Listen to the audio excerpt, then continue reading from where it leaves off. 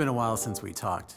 The last time we talked was about unbreakable change, and I want to talk about that a bit more. It's been over a year since I started filming all that, and during that time I was moving in with my girlfriend. I was talking about throwing out my possessions, getting rid of the stuff that didn't really matter, and focusing on the stuff that did matter.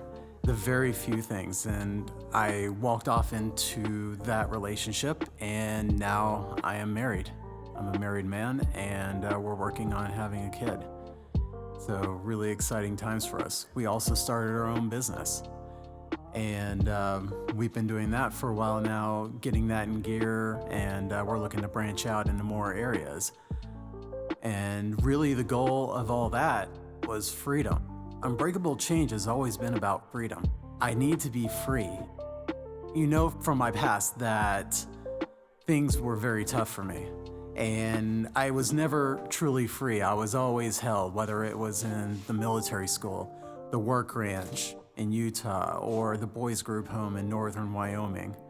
I was always a prisoner in one way or another. And I've always had a deep yearning in my soul to be free. And so I went through a process, I went through a change. I was always a prisoner inside my own body, being as fat as I was, being 390 pounds. And I became free of that. I don't have to report to an office anymore. I work from home, and in a lot of ways I work for myself.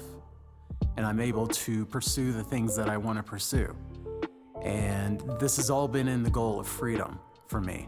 This has all been in the quest for this unbreakable change, this change that I've started for myself, because no outside force can change me, but I can change myself from within.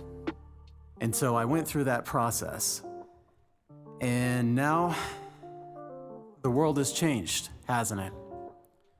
COVID is here. We can't even leave our country.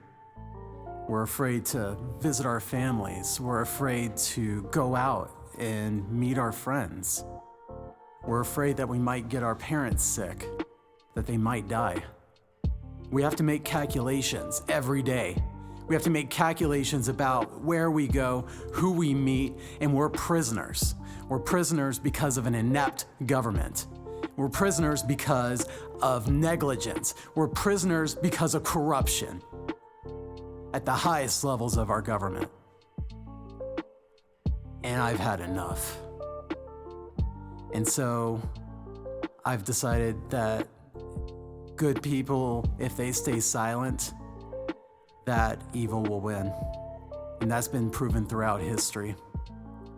And while I don't want to have to get into the political arena, I will. And not for me, but for decency, but for sense, for logic, for reason.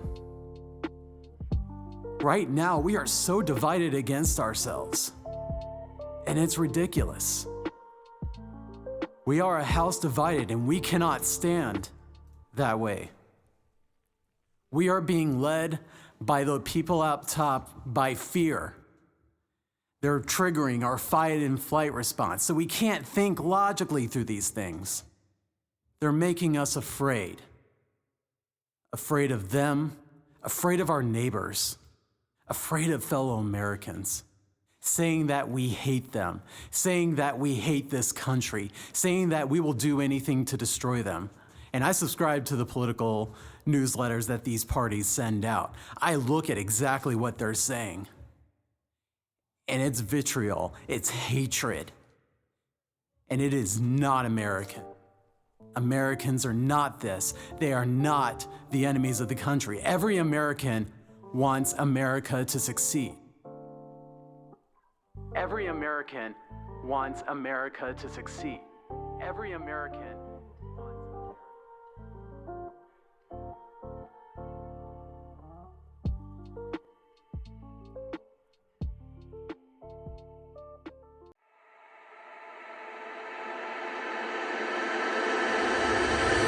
Never fall, never crawl, yeah, we're moving up. Wanted more, let it pour till we fill our cup. Never giving up before it's over. Never counting on them four-leaf clovers.